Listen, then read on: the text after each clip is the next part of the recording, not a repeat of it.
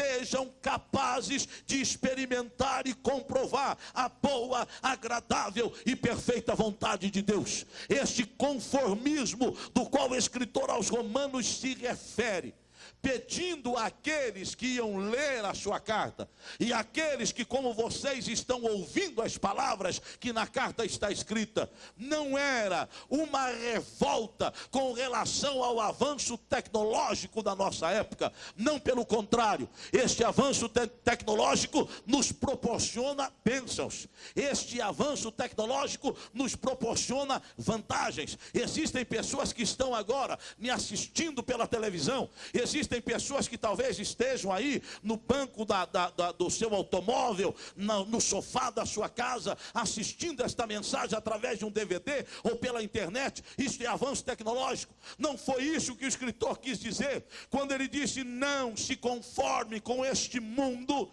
Não era com o avanço tecnológico, mas era com as forças espirituais que imperam e que operam neste presente século. Nós sabemos, meus queridos, que o Deus desse século é o diabo, e ele tem cegado o entendimento das pessoas. O mesmo escritor de Romanos, ele escrevendo à igreja que estava em Corinto, na sua segunda carta, no capítulo 4 e no verso 4, ele diz o seguinte: o Deus do presente século, o Deus do presente século não é o nosso Deus, e este Deus do presente século cegou o entendimento dos homens, para que não lhes resplandeçam a luz do evangelho da glória de Cristo. É com isto que o escritor aos Romanos está indignado. Nós não podemos nos conformar com este Deus do presente século que está cegando o entendimento das pessoas, e ele diz: cegando de tal maneira que não resplandeça a luz da glória do evangelho da glória de Cristo. O evangelho da glória de Cristo é o evangelho de resultados, é o evangelho que, ao ser pregado,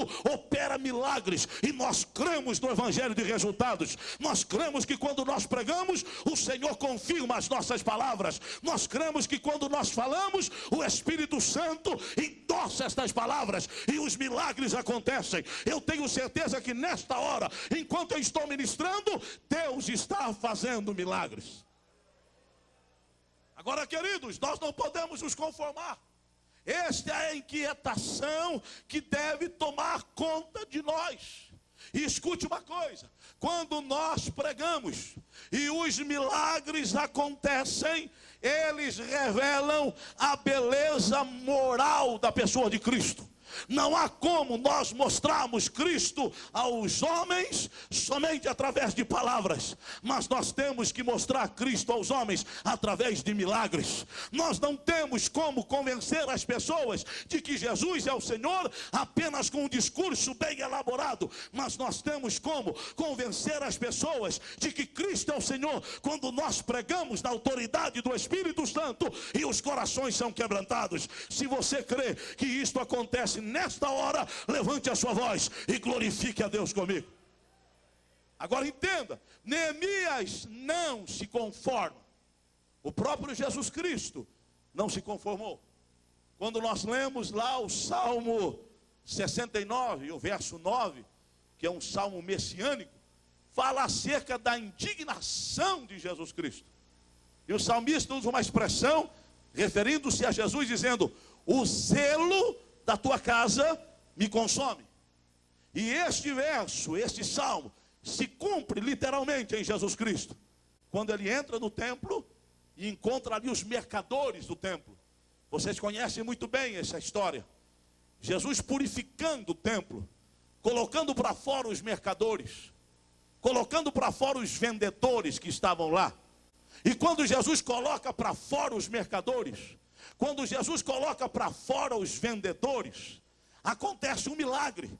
Começam a entrar no templo as pessoas necessitadas, começam a entrar lá os doentes, começam a entrar os paralíticos, trazidos por seus ajudadores, começam a entrar lá os cegos, começam a entrar lá os possessos, e Jesus estende as mãos e começa a curá-los. A Bíblia diz que após Jesus purificar o templo, todos aqueles que entraram no templo após a purificação foram alcançados pelo poder que havia em Jesus Cristo, e os milagres aconteceram lá. Queridos, nós não podemos devemos nos conformar. Hoje está se pregando por aí o evangelho da conveniência.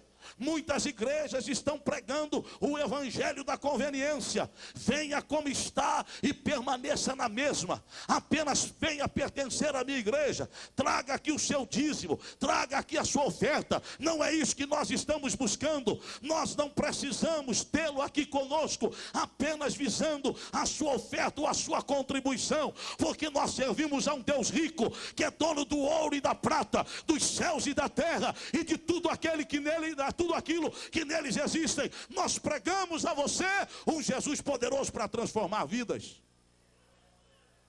Mas existem pessoas que estão transformando o templo em um comércio.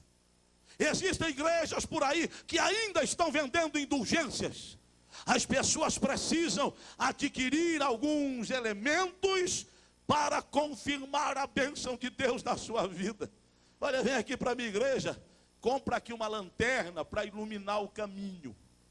Tem gente comprando lanterna, indo para a igreja comprando aí um farolete, como símbolo de que aquele farolete vai iluminar o caminho. Para com isso, meu irmão.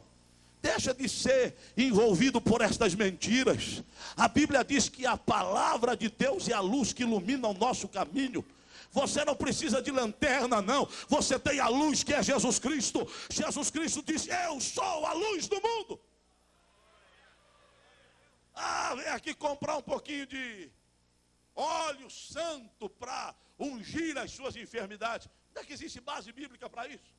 Tem gente aí comprando esses frascos de óleo e ungindo todo mundo que aparece pela rua. Tem gente ungindo até cachorro doente.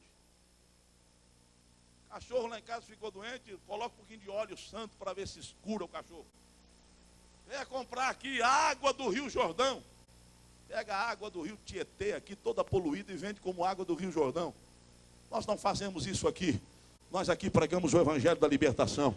O que de graça recebemos, de graça damos.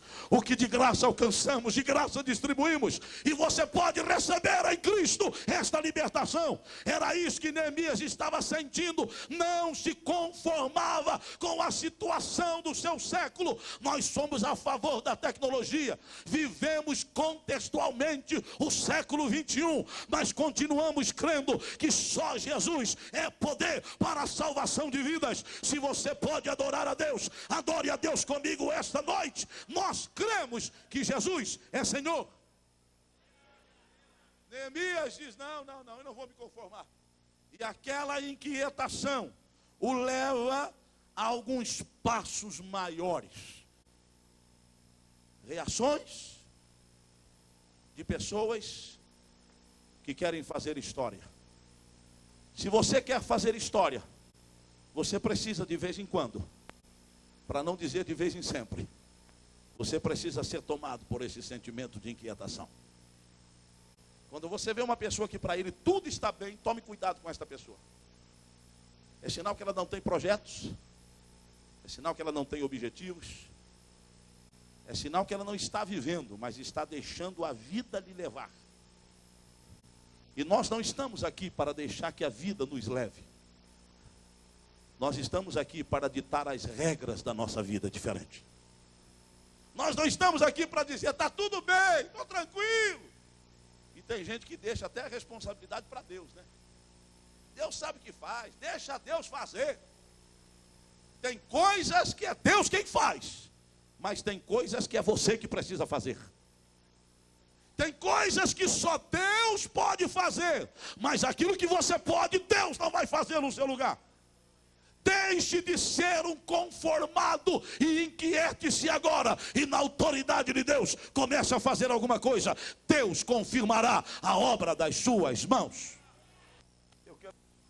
Eu quero convidar você para orar comigo neste momento.